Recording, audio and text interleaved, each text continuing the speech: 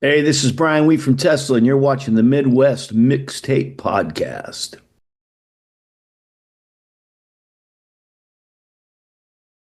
Hi, and welcome to the Midwest Mixtape Podcast live from the Barn Studios. You got the Mox here, and I'm joined online right now with Brian from Tesla. Brian, how are you, man?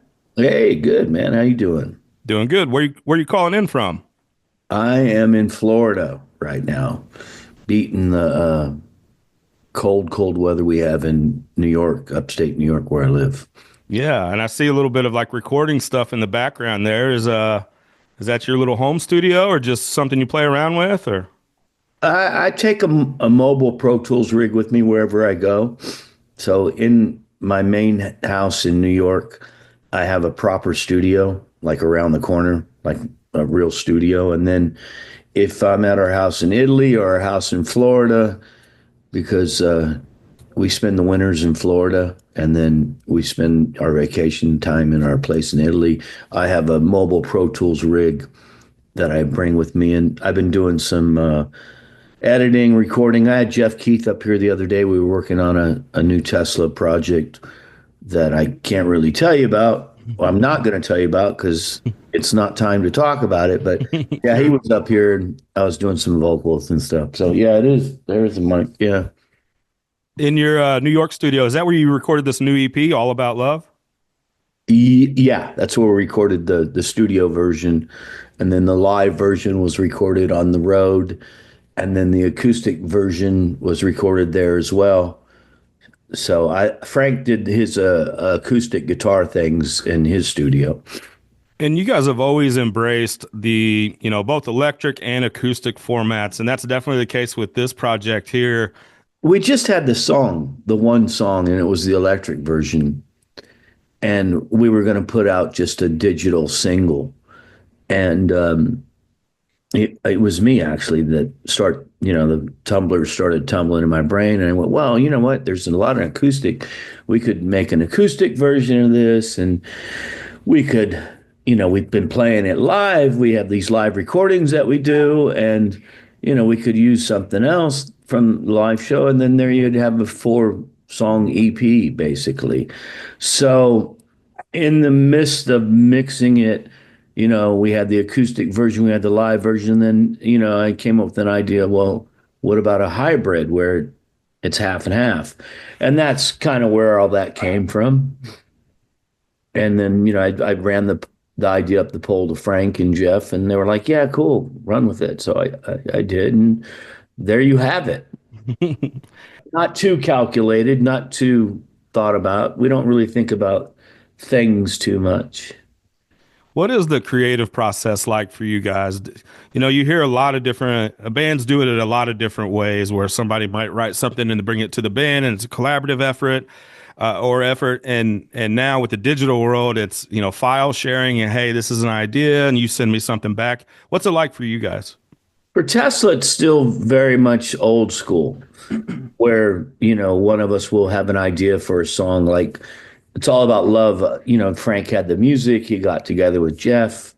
They put the, 95% of it together. And then we worked on the arrangement and stuff and sound check. And then we all got in a room and recorded it together. So that's how Tesla works. Now, having said what you said about like new file sharing and working over the internet, my other band, Violet Breed, I've got like 26 songs recorded, and he's in London, and I'm wherever I am. He's like you sitting there. You have your Shure mic, right? You have a Pro Tools rig. I have my Pro Tools rig. He has a mic pre. I say, check that mic. I turn the mic pre up, down, whatever. Okay. I take control of his Pro Tools rig and produce and engineer from wherever I am. And he's in your living room, being it his living room. And I was telling that to Frank and Jeff, because Frank was watching me do some stuff with Alex and Violet Breed last week, and he was pretty blown away. And I was talking with Frank about it this week as well. So you never know. Tesla may embrace something like that. If we did, it would open up more possibilities to maybe doing more new material than what we do now. But, someone said in an interview the other day that I said we would never make a full length record again. or probably not. And that's probably true, but if we were able to embrace the technology and stuff with the fact that we're scattered all over the globe, it would help because people say, well, why don't you record when you're on the road? Well, we do that. We did that with Shock, and we recorded in my studio, and that took, the better part of 18 months to make. And we are getting a little long in the tooth, as they say. And I don't want to spend time, nor does the band, in a studio when we could be playing for people. And especially, because we don't know how long, listen, Tesla will probably, when Jeff's not able to sing to the level he is now, where it starts to wane and people are saying, hey, he doesn't sound as good. Trust me, Jeff would be the first guy to say, listen, I don't sound as good. I don't want, we would stop. So I'm trying to get as much us to play for people on the last few laps we have around the track here. Now, having said that, listen, I could be having the same interview in 10 years. You don't know. But, historically, when you have a singer that's 65 or 66 years old, how many more laps are left? You know what I mean? So, we're just trying to be wise about it. Doing it as long as you guys have, are you still able to find the passion for it that you used to have or maybe had once before? Or do you feel that you're just as passionate about it now as you ever have No, been? still as passionate about it. I mean, not as passionate as about us making records and stuff as we used to be, but I think we made like 17 albums or something. I don't know. I've never really counted them, but with all the compilations and everything, it's like, we still love playing. We still love going out to the people. We still get excited when we got a new song that we're working on that we're digging on. So yeah, no, we're still as passionate. It's not a job, even though it is our job, and people maybe don't realize it, that this is how we earn our living, but we don't treat it like, oh, I got to go to work today. I mean, we do on one sense because it's how we earn money. And last I checked, the world runs on having some form of currency or whatever you want to call it. But we still get excited about a great show or a great song or something. Absolutely. And you guys are going to be busy this year. Lot Yeah. of lot of touring out and about. We are going to catch you at DuQuoin, and this is a little bit later in the summer. Mm. But at DuQuoin Fairgrounds on August 28th, like I said, a little bit later in the summer. But you have some awesome shows on this lineup. One I'm super jealous of. You're playing the Monsters of Rock cruise, Oh yeah. and man, I just feel like that would be so cool because it's, I won't say a free vacation, but I see a lot of the videos from some of those cruises, and it seems like a really neat thing to be a part of. Free vacation for who? You or me? Well, I don't know. I don't know. Probably me, I To me, guess. it's not a vacation. I mean, people ask me all the time, what's it like being on that cruise and stuff? It's like we play, two shows, we do a Q&A meet and greet, and then I do my art on there. So I'm working from the time I get out of bed till the time I go to bed. Mm. But the people on the cruise love it. And we've done about, I don't know, 15 of them. I don't know. I can't, it's like albums. I've lost track. We've done so many. And it's always fun. And I love it for the fans. And I love that we're able to do it. And the guy, Larry, that puts it on is a great guy. And the fans always come out. And it's always a good time. But if you haven't gone, you should go because, I've done a bunch of them. If you haven't been on one, you should do it. And it seems like that's something that used to not exist, right? And now it does, and that's something that people can sort of destination concerts and these Yeah. festivals and some of those things where it seems like the traditional, and you guys still hit the road hard, don't get me wrong, and a lot of bands do, but it seems like it's changed a little bit as far as like how a band is able to live. It's, physical No, media. I mean, we only do one every 2 years, but it's something that is there that wasn't there, in the beginning when we first started. You played arenas or festivals or clubs or whatever. But, with Elon Musk and stuff, maybe, people will start going to the moon and they'll have concerts on the moon and that'll be another new destination, right? Well, you mentioned that. I love what your website says. If you're looking to read about the car, you come to the wrong place. Uh, Yeah, listen, I like Elon Musk, okay? Um, He has the name Tesla. You know, we've had some communications with him indirectly, never directly face to face. I think he's a smart cat, man. You know, he's uh, pretty smart. And you know, I won't even go into the political thing because that's just a subject I will not touch and get torched. But when you look at what he's done with cars and rockets and all that stuff and Mhm. technology, he's a really he's a genius.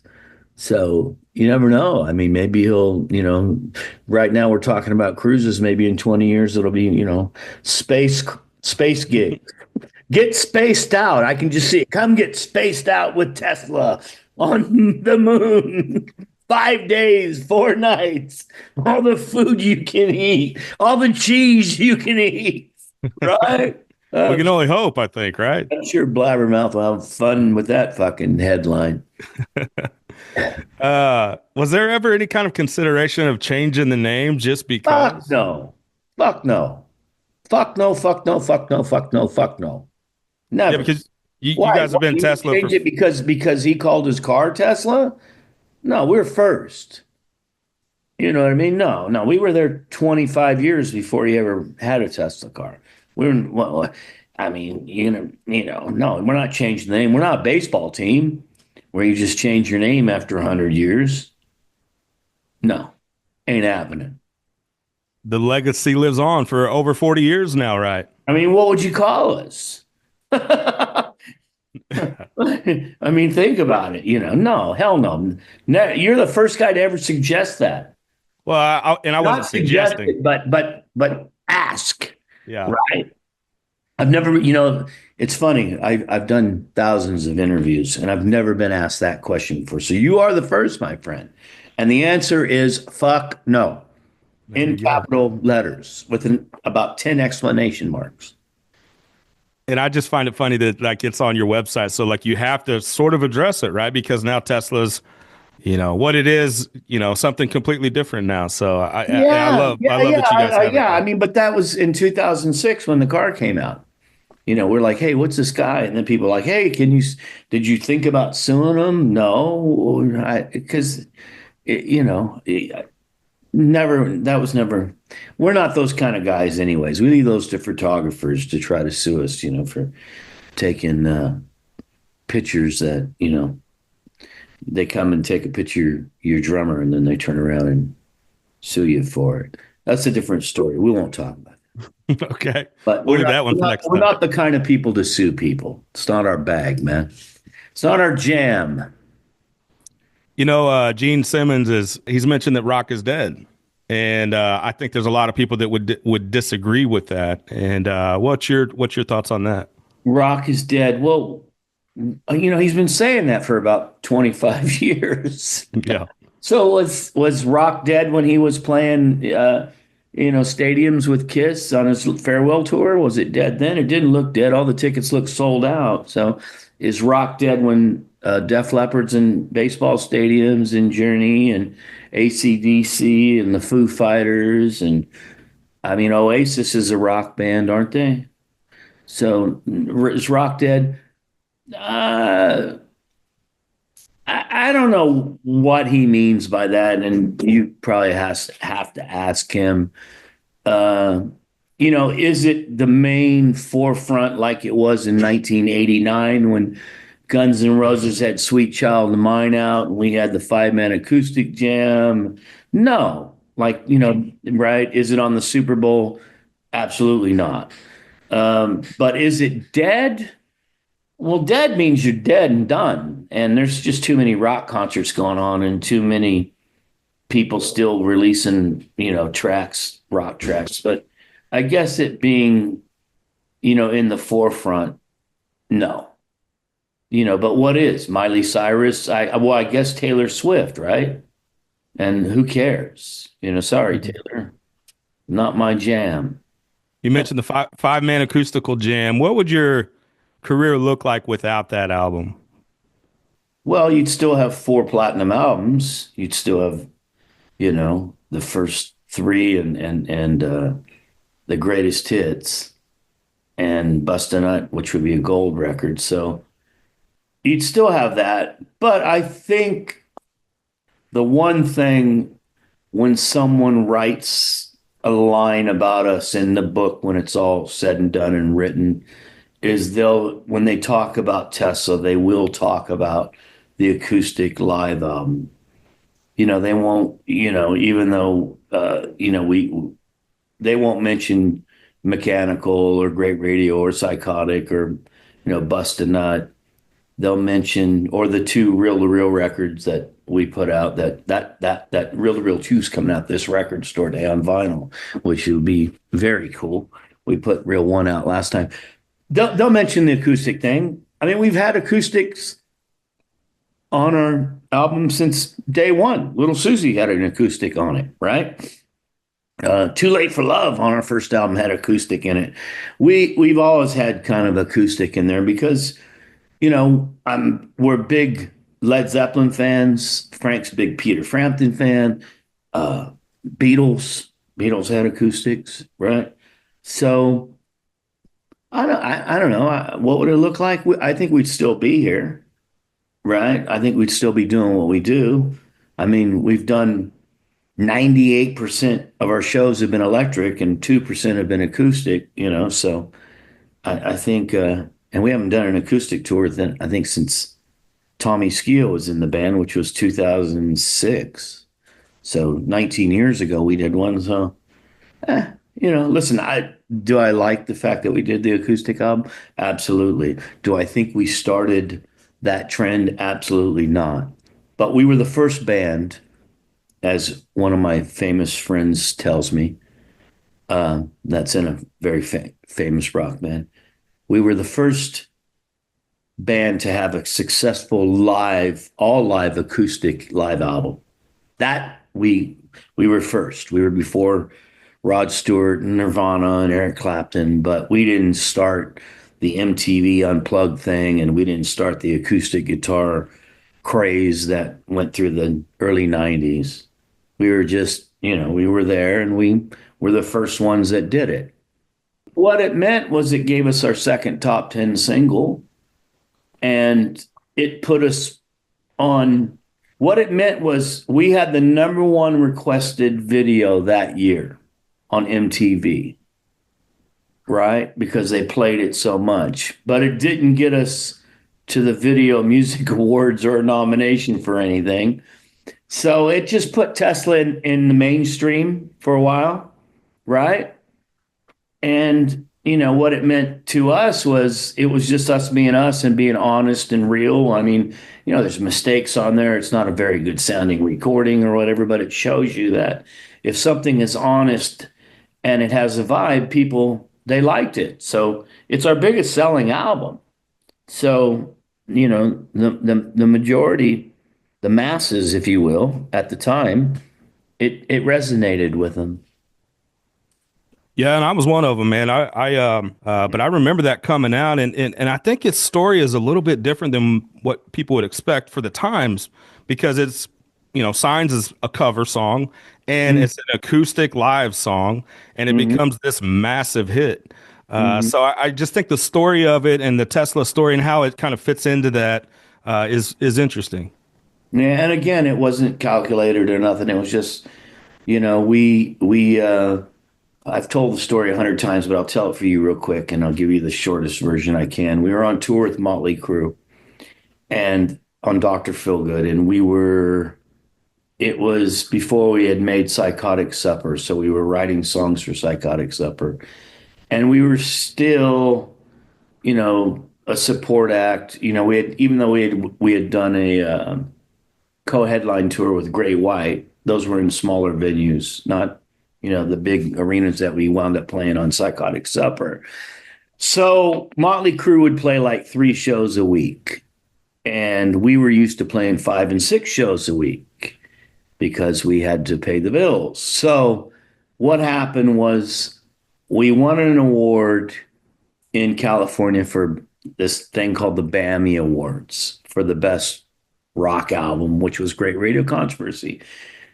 We had just gotten off tour with Poison and I don't know, we didn't have our gear or whatever. So we said, well, we'll just go and we'll try to play an acoustic version of this song.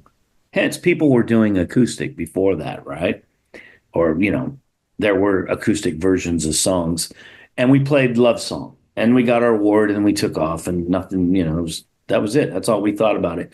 Well, a lady in the crowd who ran this club called Slim's in San Francisco wrote a letter to back then people wrote letters, our manager, Peter Minch, saying, I saw your band Tesla doing this acoustic thing.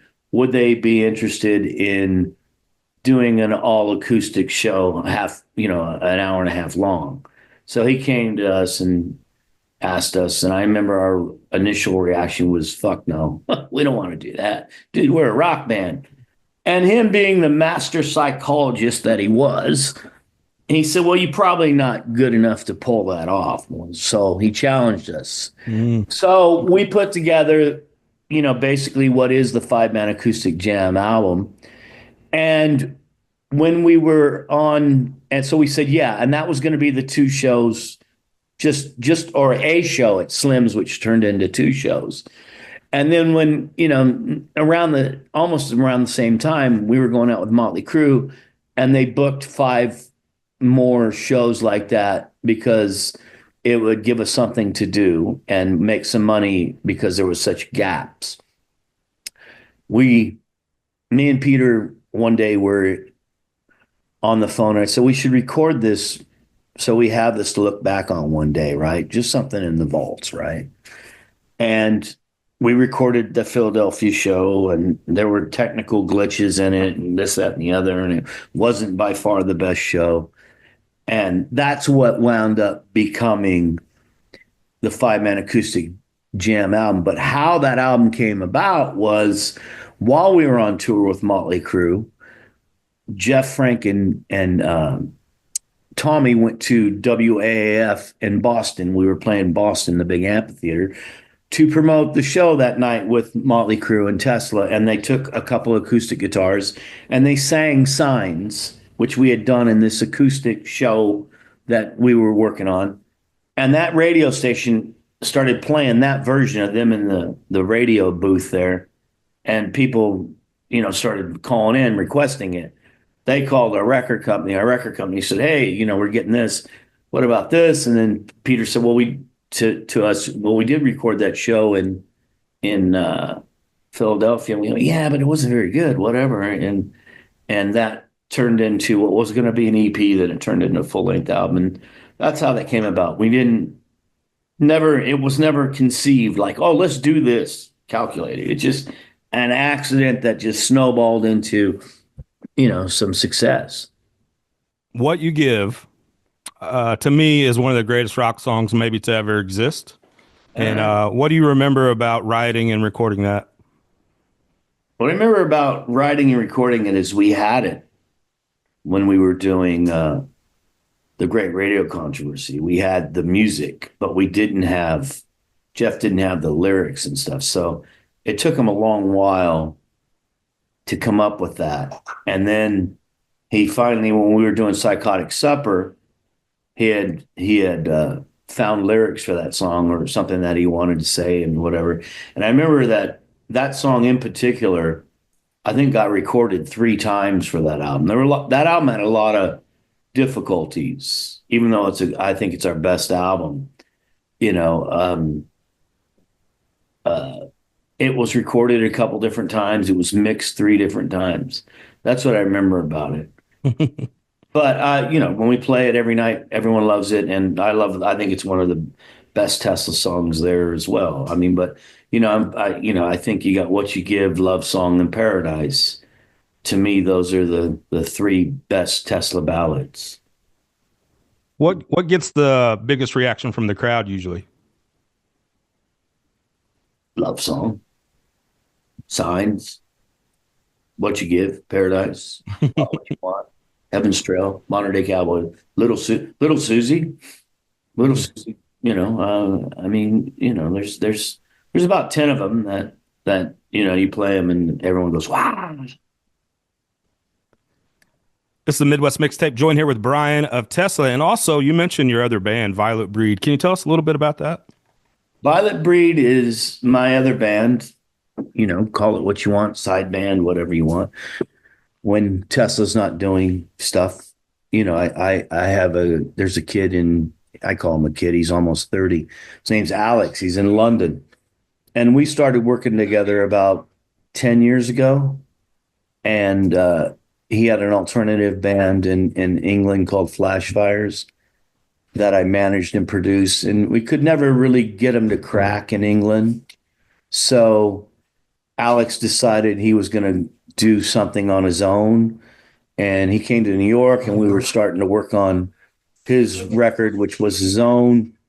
But that turned into me and him putting together a project, a band, and calling it Violet Breed because it's basically me and him. We write the songs together and stuff, and you know play a lot of stuff. And then like Dave Rude, Tesla's guitar player, played 90% of the guitars on the first set of recordings. And you know, like I was saying to you earlier, now with technology, we've written like 25 new songs in the last 3 months doing that. So it's a real band. You know, I don't know when I'm going to go play. Obviously, when Tesla's not doing something, right? But right now, we're just putting out a single like every 2 to 3 months, and we're on our second single. The first single was called "Awake." The new single is called "10 Years Sober," and you can hear it at Spotify or wherever, YouTube, whatever. Violet Breed, not violent, not to be confused with violent, but violet, the color purple, breed. And it's a different thing that I'm doing, a different expression of what we do. Me and Alex, we get on really well, and we like writing songs together, and we share a lot of older influences and newer influences. Like we both love the Beatles and Paul McCartney, and we both love Queen, and we both love My Chemical Romance. You know what I mean? And stuff that he's into, more newer, younger stuff. So it's a combination of both that, and that's what it is. Brian Wheat from Tesla and Violet Breed. You can get all the Tesla information at teslatheband.com. This is the Midwest Mixtape Podcast. Brian, thanks so much for your time today. We are big fans, so we appreciate you. And go to Tesla, on Instagram and Tesla the Band, Facebook. I mean, I think more people probably go there than they do to websites anymore. I don't know, man. It seems like social media rules the world these days. So who knows, man? But everyone be cool to one another. Love your fellow man and woman, your fellow human beings. And it's all about love. It's all about love. It's all about love. Don't forget that. It's all about love. It's not what you got, it's what you get. Oh, awesome. We'll find a way. That's one thing. Those always preached. I wouldn't say preach, but always, put positive messages out there. And I'm proud of that. I'm happy. Well, you have an amazing career and a lot to be proud of. And again, thanks so much for your time today. All right, bro. We'll see you soon. Take care. Thank you.